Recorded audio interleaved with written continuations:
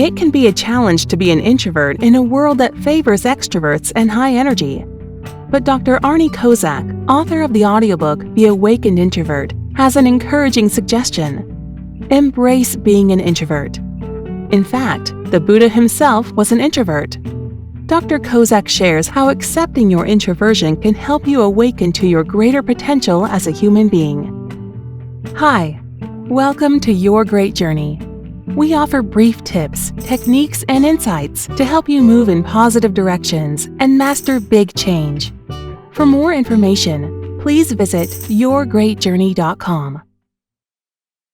Your Great Journey is brought to you by audiobook publisher Wetware Media. Wetware Media publishes a wide variety of personal transformation audiobooks available from any major online audiobook retailer. For more information, please visit wetwaremedia.com. That's wetwaremedia.com. Today, we are sharing an excerpt from the audiobook, The Awakened Introvert, practical mindfulness skills to help you maximize your strengths and thrive in a loud and crazy world, written by Dr. Arnie Kozak. Living in an extroverted world can be draining and discouraging, especially for those who recharge by being alone. By using mindfulness, you can learn how to harness your strengths as an introvert while minimizing your weaknesses. With just a few tools, it is possible to live confidently in an energetic world. In this episode, Dr. Kozak suggests that introverts learn to embrace being an introvert. He shares the story of Buddha, also an introvert, and his development of the Four Noble Truths. The Buddha was an introvert. The story of a privileged kid, Siddhartha Gautama, who became the Buddha, can show you a path from pretending to be an extrovert to embracing the value of introversion.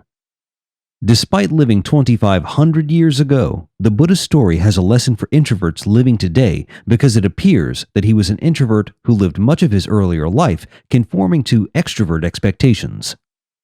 Yet he found a way to move beyond these expectations and embrace an introverted view and approach to life that resulted in profound peace, wisdom, and happiness. Much of what is known about the Buddha's biography comes from a handful of cryptic statements he made in his teachings. Often referred to as a prince, he was born into a life of ease, and in one of his lectures he gives a glimpse of what this courtly life was like. He had separate houses for the seasons, and he was constantly entertained. In the Anguttara Sutra, the Buddha said, "I lived in refinement, utmost refinement, total refinement. A white sunshade was held over me day and night to protect me from cold, heat, dust, dirt, and dew. During the 4 months of the rainy season, I was entertained in the rainy season palace by minstrels without a single man among them." Sounds like an extrovert-style party. The young prince lived a life of luxury, pampering, and amusement. He likely had no privacy as he was constantly engaged in courtly functions, games, and the care of his royal person. This would have been a challenging life for an introvert. One exceptional moment of privacy occurred when Siddhartha was 8 years old. He separated himself from the group celebrating the harvest, sat under a rose apple tree, and went into spontaneous meditation. This event was an early sign of his introvert and spiritual leanings. We know that despite his advantage, Siddhartha was not happy. If Siddhartha was an introvert, as his time under the rose apple tree and his later life suggest, then he must have spent much of his early life pretending or being forced to be an extrovert. This, no doubt, contributed to his sense of dissatisfaction with life. After 29 years, he left his home to seek a more enduring happiness. The story of the Buddha's life is more allegory than literal truth. The reader is asked to accept that he had not seen a sick, old, or dead person until he was 29. This would seem to be a physical impossibility. However, according to the legend, his sudden exposure to these signs provoked a crisis that inspired him to seek a deeper meaning to life for himself and for others as well. The sight of a sick man, an old man, and a dead man shook Siddhartha's worldview.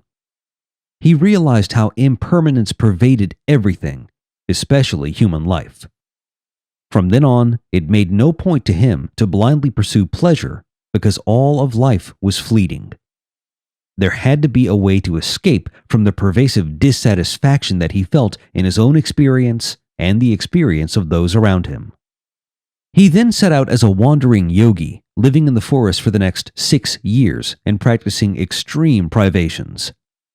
He did have a handful of practice companions, but most of the work was done in solitary silence. Despite his prodigious efforts, he did not eradicate that sense of dissatisfaction or shake off his existential crisis. There had to be another way. After these years of isolated deprivation, the soon-to-be Buddha realized a middle path was needed, something in between an extroverted life of pleasure-seeking and a loner ascetic's life of denying the needs of the body. That middle path became his teaching, grounded in mindfulness.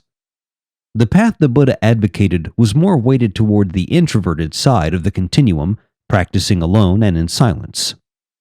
The Buddha gave these basic instructions in the Majjhima Nikaya 10. There is the case where a monk, having gone to the wilderness, to the foot of a tree, or to an empty building, sits down folding his legs crosswise, holding his body erect, and setting mindfulness to the fore. Always mindful, he breathes in. Mindful, he breathes out. Uttiya, one of the followers of the Buddha, aimed for the following aspiration from the Buddha's teachings, or Dhamma, also styled Dharma, when he said in the Samyutta Nikaya 47, "I might dwell alone, secluded, heedful, ardent, and resolute." These qualities sound like a roster of introvert strengths. The Buddha's Awakening. Going back to the Buddha's story, on the verge of collapse from starvation, Siddhartha abandoned both his path of deprivation and his few ascetic colleagues and accepted a meal from a young cowherd girl.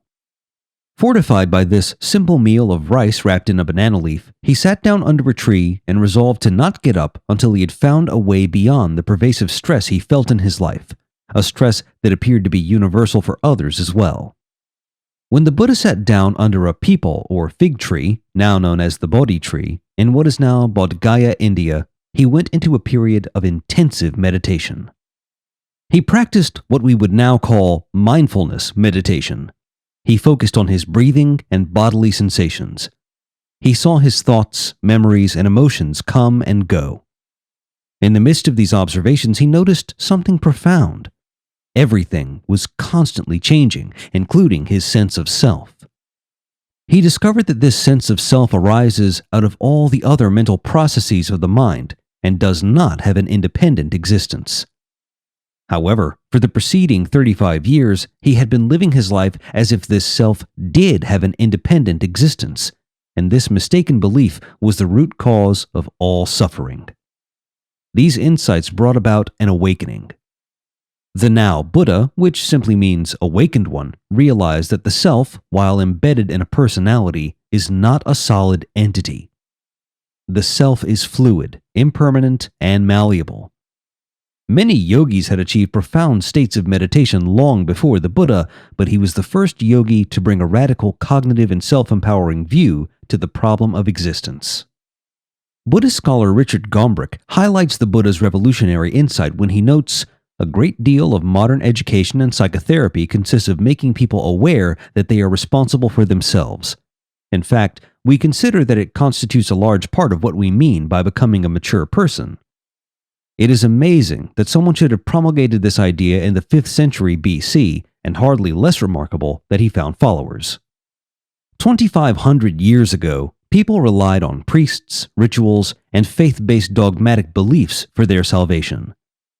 The Buddha offered a psychological and empirical approach. In other words, an approach that involved looking within for the answers to life's big questions. No beliefs were required, just a willingness to practice. The Buddha's profound insight was that misery is self-inflicted by how mental life is conducted. That's the bad news. Even though anguish is habitually and unconsciously created, it is possible to intervene with this misery-making process through intellectual understanding and a behavioral commitment to change. That's the good news. These behaviors are encompassed within an ethical approach to living life and a dedication to mindfulness.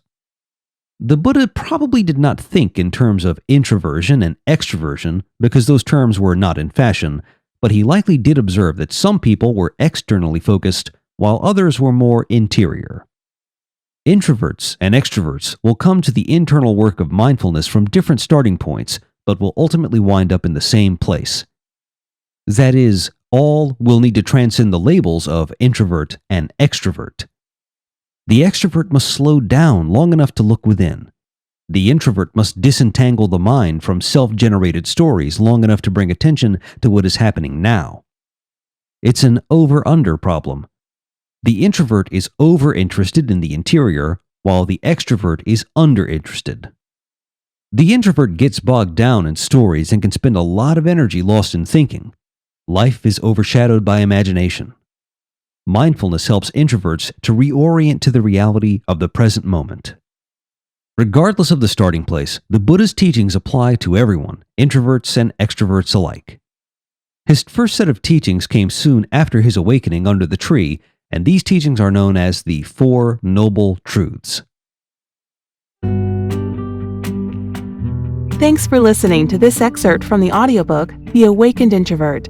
Practical mindfulness skills to help you maximize your strengths and thrive in a loud and crazy world. You can purchase the complete audiobook from any major online audiobook retailer. If you'd like more information, please visit yourgreatjourney.com. Please be sure to subscribe to the show so you don't miss an episode. And if you like the show, please rate and review it.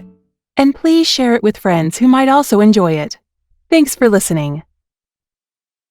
Your Great Journey is brought to you by audiobook publisher Wetware Media. Wetware Media publishes a wide variety of personal transformation audiobooks available from any major online audiobook retailer. For more information, please visit wetwaremedia.com. That's WETWAREMEDIA.com.